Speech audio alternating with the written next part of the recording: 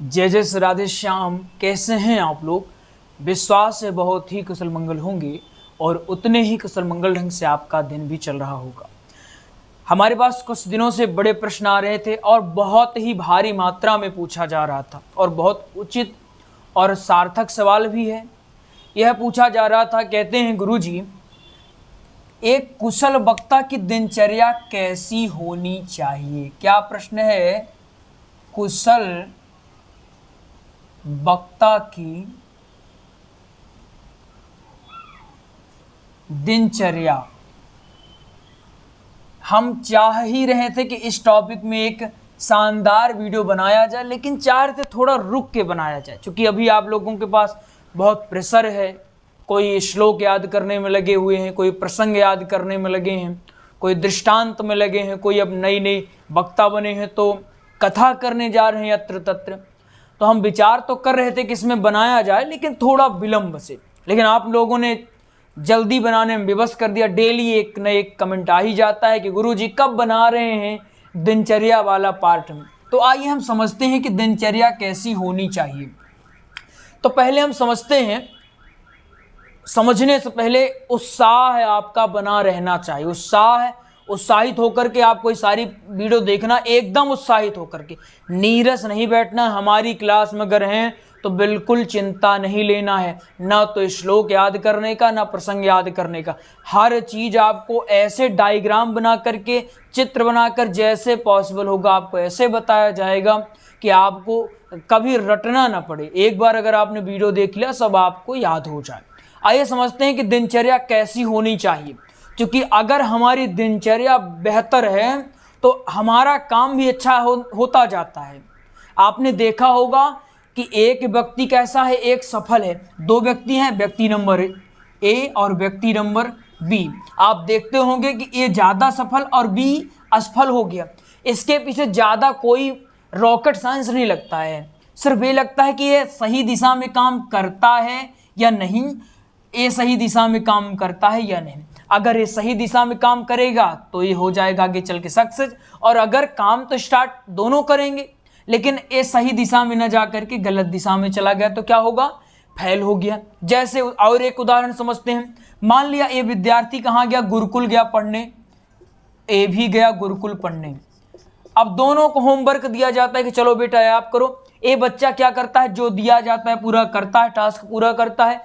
इसकी संगति भी अच्छी मिल गई, सुबह उठ करके बढ़िया पढ़ाई करता है और पूरा इसका 24 घंटे का रूटीन बना है। कब भोजन करना है, कब सोना है, कब पढ़ना है, सारा इसका बना हुआ है। ये क्या करता है? ये दिन भर आवारा घूमता रहता है। गुरुजी कुछ बोले तो करता नहीं है। तो क्या होगा? एक नॉर्मल सी बात है, एक सक्सेस होगा और ये हो जाएगा फेल।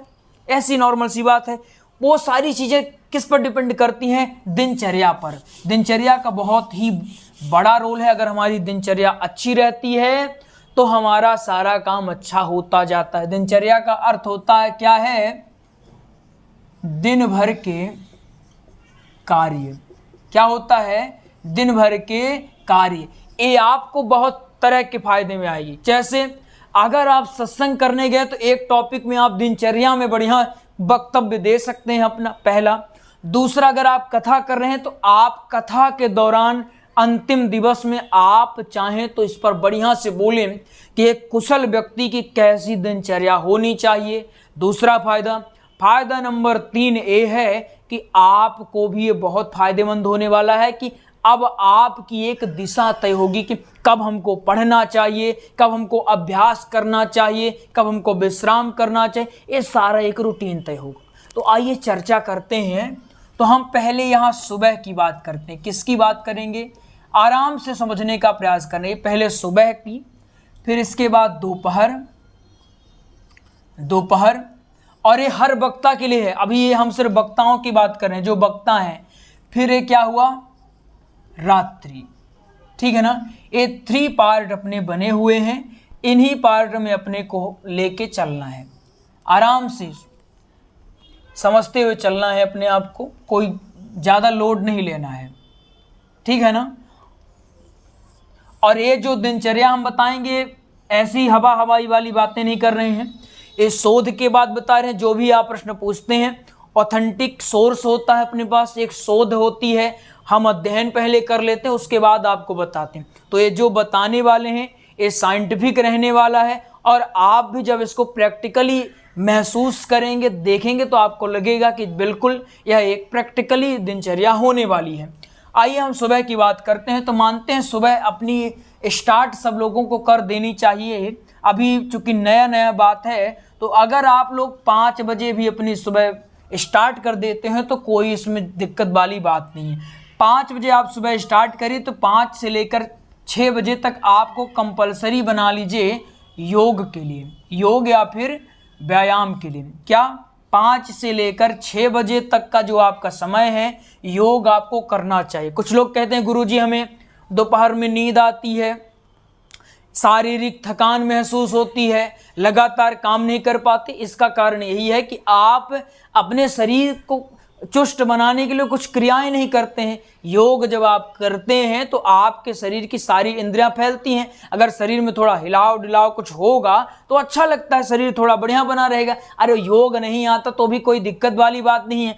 कोई ऐसे ईंटा पत्थरा उठाइए, खच्च खच्च ऐसे करिए तो बढ़िया मसल्स बनेगी। जब कुर्ता पहनेंगे तो बढ़िया लगेगा कि हाँ कोई दमदार व्यक्ति है, नहीं तो लुझुर पुझे ऐसे घूमते रहिए, क्या मतलब निकलेगा? कोई मतलब नहीं निकलने वाला।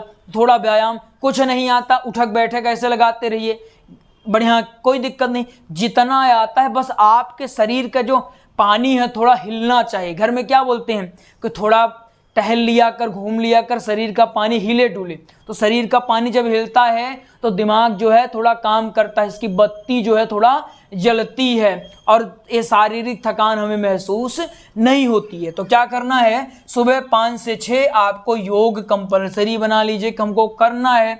चलिए ठीक है। इसके बाद 6 जैसे बज जाए तो 6 से 7 बजे तक आप लोगों को स्नान की क्रिया कर लेनी चाहिए। शौच और स्नान की क्रिया आपको 6 से 7 कर लेनी चाहिए, और 7 से लेकर के 1 घंटे का समय आपको पूजा पाठ में देना है। अगर आप नहीं दे पाते थोड़ा इसको कम कर दें, लेकिन हम तो कहेंगे 1 घंटे पूजा पाठ में दीजिए। उससे मन की शांति, योग से तन की शांति और पूजा पाठ से मन की शांति होती है। कुछ लोग कहते हैं मंदिर में जाने से क्या होगा, पूजा पाठ करने से क्या होगा। अरे भैया, जब हम दुनिया से परेशान हो जाते हैं, डिप्रेशन का शिकार हो जाते हैं, तो कोई और साथ नहीं देता है। हम मंदिर में जाते हैं और सुकून की हमें सांसें मिलती हैं जब, तो लगता है आहा, यहाँ आकर के क्या अद्भुत शांति का आभास हुआ है। तो मंदिर इसलिए बनाए जाते हैं, मस्जिद इसलिए बनाए जाते हैं, गुरुद्वारे इसलिए बनाए जाते हैं। क्यों बनाए जाते हैं? ताकि हमारे मन की शांति हो सके, और कोई रीजन नहीं, मन की शांति। जब आप वहाँ कभी जाकर देखिएगा, हम तो जाते हैं कि परेशान हो जाते हैं, दूर मंदिर एक बना हुआ है, हम वहाँ पहुँच जाते हैं, भोलेनाथ का मंदिर है, वहाँ पहुँचते हैं, बस बैठे रहते हैं, 10-20 मिनट बैठे रहें, हमारे सारे मन की जो विकार हैं, फालतू की चीज़ें चल रही, वो सारी नष्ट हो जाती है और एक नई दिशा मिलने लगती है। आप भी कभी सोचिएगा, करके देखिएगा। 7 से 8 का समय अपना ये बना लीजिए कि हमको क्या करना है, पूजा पाठ करना। और आप वक्ता हैं तो जरूरी भी है। अब एक यहाँ प्रश्न उठेगा, गुरुजी हमारी आदत है रात भर जगने की, तो हम रात भर जगते हैं तो सुबह हम नहीं जग सकते हैं, तो क्या सुबह जगना, वक्ताओं के लिए सुबह जगना कंपलसरी है? बिल्कुल। क्यों जरूरी है वो समझिए। मान लीजिए आपकी आदत है 10 बजे सोकर उठने की, आप गए, यहाँ पर गए आप कथा करने, महाराज इनके यज्ञमान है, इनके घर कथा करने गए, ये आपका रूम है।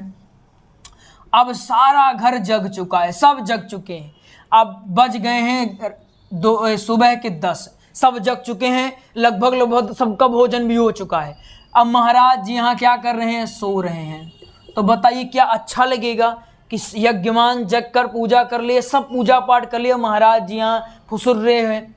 अभी अपना वो कल्चर नहीं, अपना कल्चर ऐसा है, मान्यता ऐसी, कोई बुराई नहीं इसमें, हम बुराई नहीं कहते, लेकिन अभी अपना कल्चर ऐसा है कि अगर आप देर तक सो रहे हैं तो एक गलत प्रभाव जाता है। कि बताइए, महाराज जी का काम है कि सुबह उठें, भगवान का पूजन करें, आरती बंदन करें, और महाराज जी तो 10 बज गए और सो ही रहे हैं, थोड़ा गलत इंप्रेशन जाता है। तो अगर अभी से आप आदत डालेंगे, एक दिन में तो होगा नहीं कि कल कथा है और आज से ही आप आदत डालते रहें कि नहीं अब हम 4 बजे जगा करेंगे, तो कुछ भी नहीं हो पाएगा। आदत तो है 3 बजे सोने की, और आप अगर सोने बैठ गए 9 बजे तो क्या होगा, दिक्कतें होगी। इसलिए अभी से आदतें डालिए। अगर अभी 5 बजे नहीं उठ पा रहे हैं तो पहले 6 होगा, फिर 5 होगा, ऐसे ऐसे करके होना है।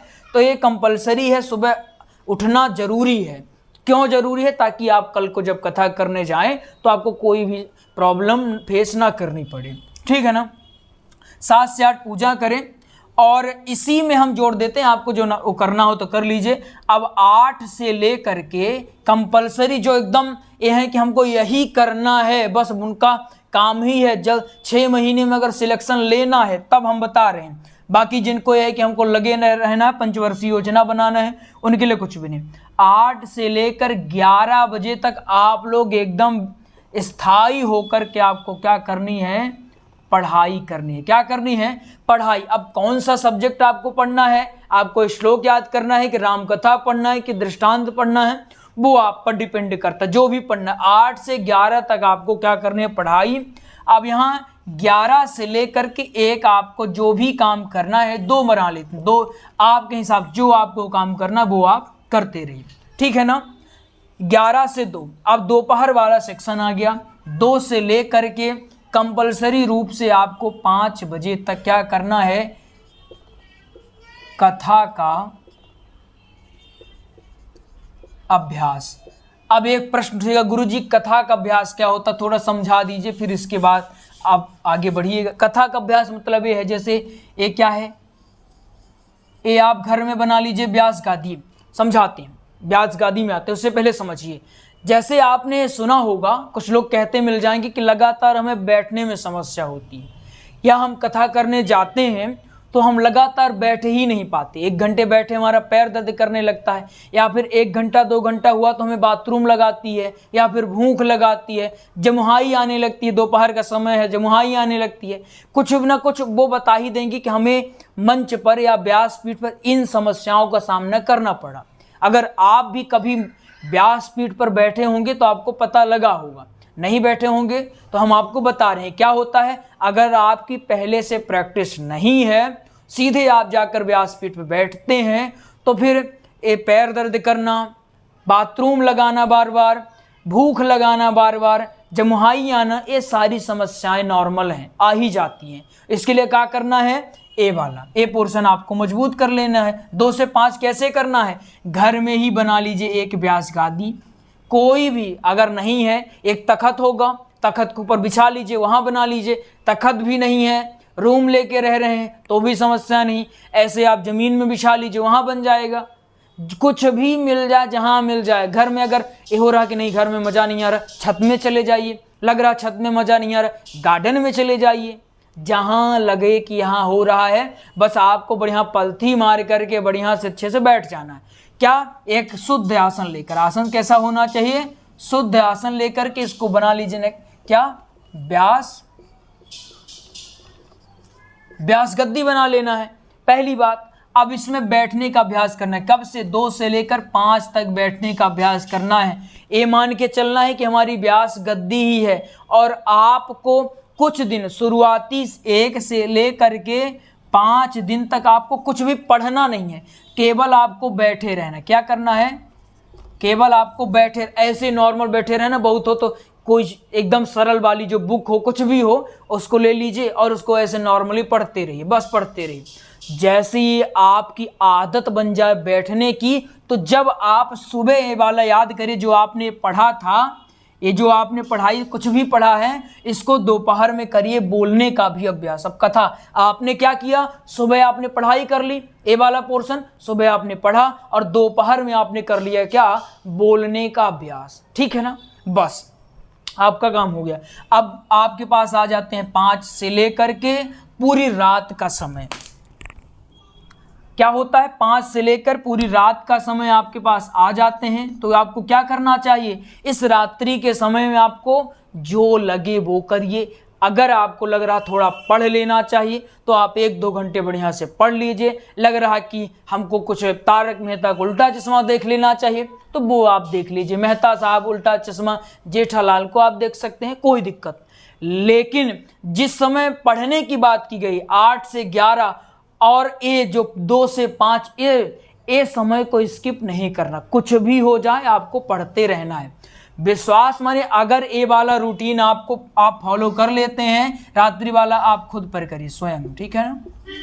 जो हमने यहाँ बता दिया 8 से 11 और 2 से 5, अगर इसको आप लगभग 6 महीने तक फॉलो कर लेते हैं तो आप देखेंगे कि आप में इम्प्रूवमेंट हो जाएगी। लेकिन याद रखना है ये जो बातें हैं आपको रेगुलर मेंटेन रखना पड़ेगा। एक बार स्क्रीनशॉट ले लीजिए इसका, चलिए। लेकिन इसको आपको रेगुलर मेंटेन रखना पड़ेगा। अगर रेगुलर मेंटेन नहीं रखते हैं तो फिर कोई मतलब नहीं निकलने वाला है।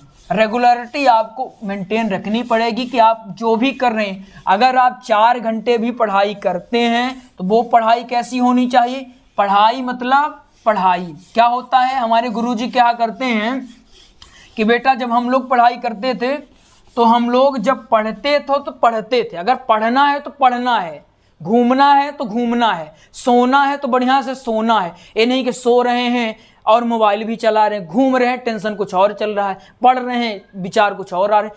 ऐसा नहीं होना चाहिए। अगर पढ़ रहे हैं तो सिर्फ पढ़ रहे हैं, घूम रहे हैं तो सिर्फ घूम रहे हैं, अगर मोबाइल चला रहे हैं सिर्फ मोबाइल चला रहे हैं, चैटिंग कर रहे हैं तो सिर्फ चैटिंग कर रहे हैं। ये नहीं कुछ भी और चल रहा है। जो कर रहे हैं उसको शिद्दत से करिए, लगन से करिए और उत्साहित होकर के करिए। 6 महीने आप देखिएगा, 6 महीने में कैसा रिजल्ट आएगा। क्यों रिजल्ट नहीं आएगा? कुछ लोग कहते हैं वक्ता हम नहीं बन पाए, तो क्यों नहीं बन पाओगे भाई? इंसान ही तो बनता है, चांद पर चले गए, अब बताओ हम कहते हैं वक्ता नहीं बन पाएंगे। अगर हम रेगुलरिटी करते हैं, एक नदी ये पानी जब चलना प्रारंभ करता है, पत्थर उसके समय ये पहाड़ आते हैं, रेगुलर चलता रहता है, चलता रहता है, चलता रहता है। एक समय ऐसा आता है कि वो रास्ता बना लेता है, पूरा एकदम गड्ढा कर देता है। आपने जलप्रपात देखा होगा कैसे गड्ढा कर देता है पूरा एकदम। जब वो पानी रेगुलरिटी मेंटेन करके अपने लिए रास्ता बना सकता है, तो हम रेगुलरिटी अगर मेंटेन करें तो क्यों याद नहीं होगा? शिकायतें हैं श्लोक नहीं याद होता, अरे क्यों नहीं होगा, सब हो जाएगा।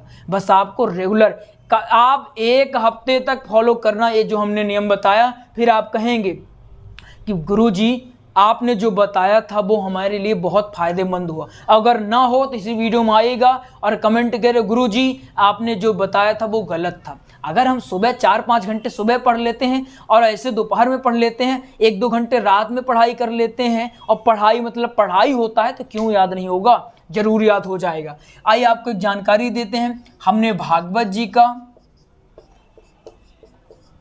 श्री राम कथा का, भागवत कथा व श्री राम कथा, इनकी हमने ऑनलाइन स्पेशल क्लास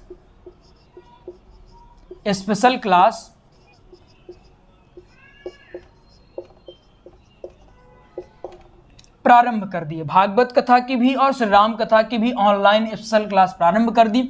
एक क्लास प्रारंभ हो रही है 1 अक्टूबर से। 1 अक्टूबर से प्रारंभ होने का मतलब यह है कि एडमिशन अभी प्रारंभ है। क्लास इसकी 1 अक्टूबर से रेगुलर संचालित होने वाली है। तो अगर आप एडमिशन लेना चाहते हैं तो इस नंबर में कॉल कर लें। नंबर है 8269386376। इस नंबर में आप कॉल कर लें। ये जो ऑनलाइन क्लास है इसका शुल्क है 999 रुपये प्रति माह। कितना शुल्क है? 999 रुपये प्रति माह। तो अगर आप एडमिशन लेना चाहते हैं इस नंबर में कॉल कर लें, आपको एडमिशन दे दिया जाएगा। तो आइए मिलते हैं अगले प्रसंग में, इस विश्वास के साथ कि आप रेगुलर पढ़ाई मेंटेन रखेंगे। जय जय श्री राधे श्याम।